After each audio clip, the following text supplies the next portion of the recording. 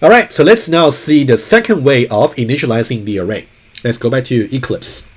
So what I would do is I'm going to rename this array over here. I think we got enough stuff here in this class. Right click on this class and then you can go to refactor and also rename over here. Let me just call it arrays 1. Okay, just version number 1.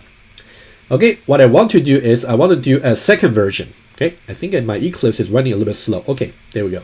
Just say continue. Okay, arrays 1. Okay, so now you can simply just copy that and then right click again. Let's say paste. So we can just use arrays 2. All right, and then we'll say okay. Okay, let me show you okay, let's close arrays 1. Let's double click on arrays 2. And for arrays 2, I'm going to show you another way to really initialize the array. So what I will do is I'm going to replace the right hand side over here. So now let me change this comment over here. So creating a new array objects. Okay.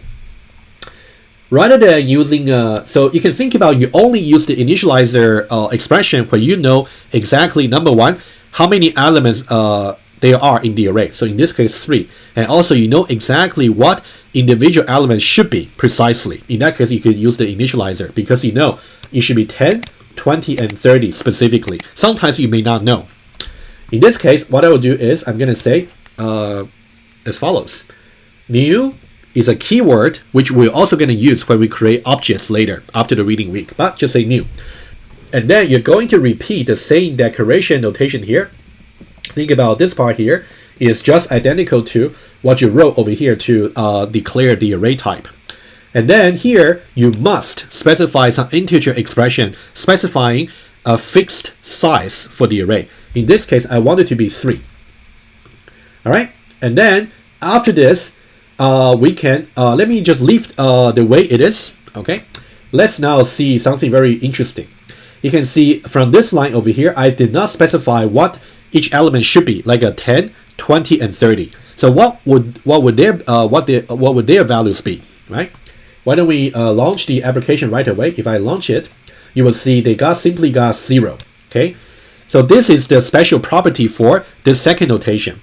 So if you simply use the new keyword to create a new array, so every element there is simply not really initialized explicitly. So what Java will do is to implicitly assign some default values for each element. In the case of integer, default value will be 0. In the case of double array, the default value will be for each element will be 0.0, right? And what about Boolean type? For Boolean type, the default value for your information is false, right? That's something we'll talk about later once we get to the example. All right, so now let me switch to the iPad and then let me speak a little bit more about how you can visualize the second expression over here to initialize the array. All right, so over here, so this is the new notation. You can see as usual, as before, we still declare the type of the array over here. So it's integer array. And also this is the part that's actually new, right? Using the new keyword and also say the size of the array. So let me just annotate it quickly for you. This is a keyword. Simply say we're going to create think about whenever you say new in Java. So that means you want to allocate some space in the memory. So that means to allocate space in the memory.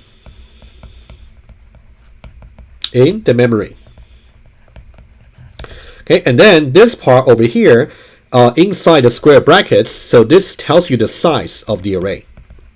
Of course, the consequence after this, when you say ns.length, it's going to give you 3, precisely this value over here. All right, so let me write it down. When you say ns.length, over here, it's going to give you 3 in this case.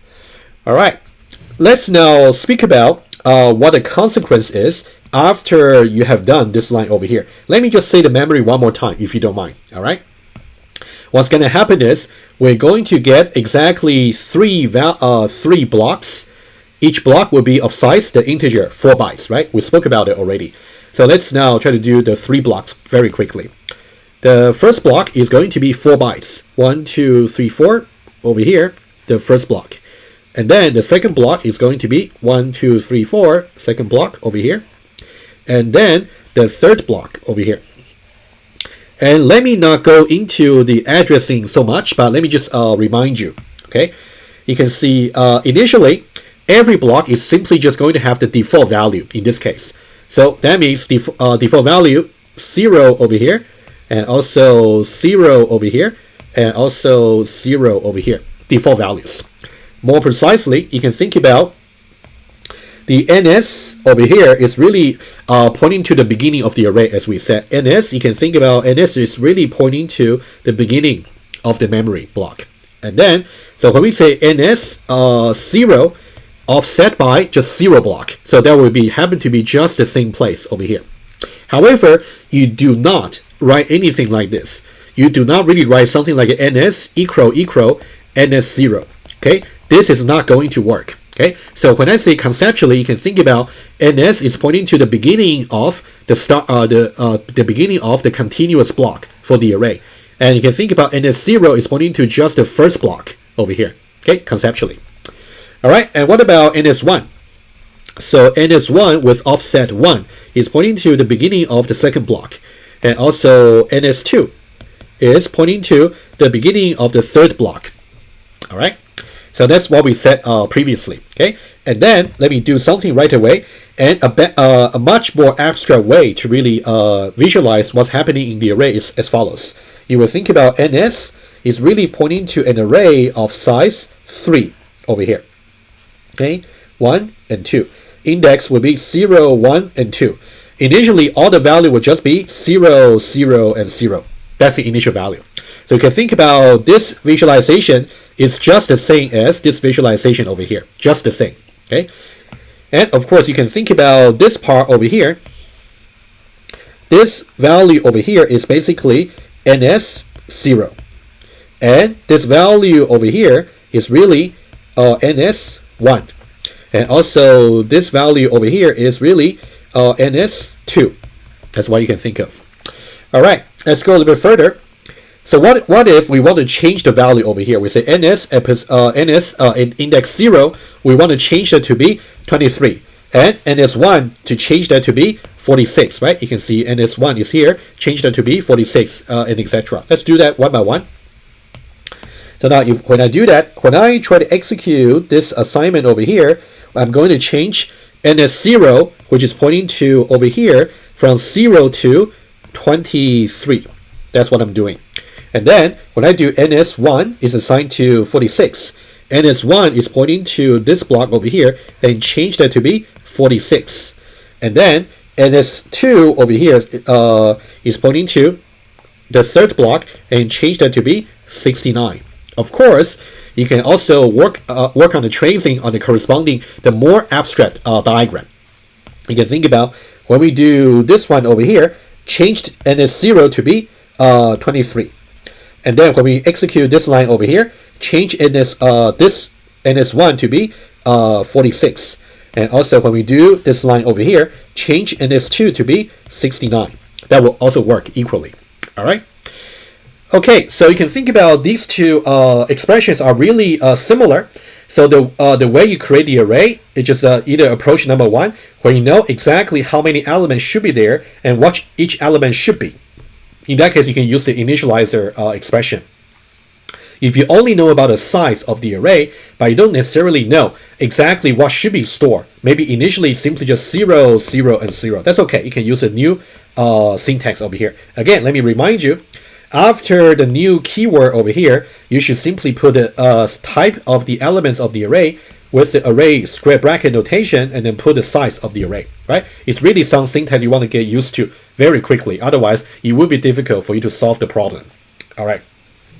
Let me just show you one more thing about this new notation here, and then we're done. And then we can start solving problems for the array. That's about all the basic you should know. Let me go back here, and then as I said, let's put the breakpoint line number 6.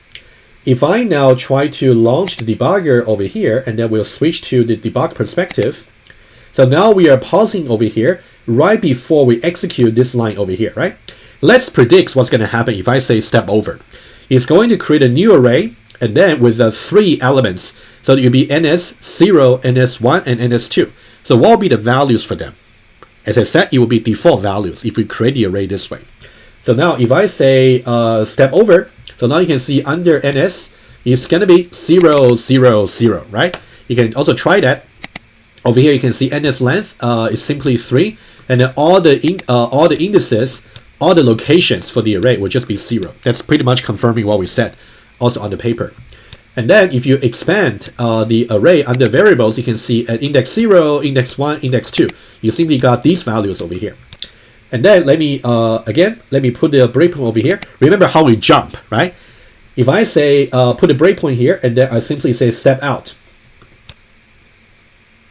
Step out is I want to go all the way to somehow I cannot do this over here. Okay, never mind. Let's just say step over.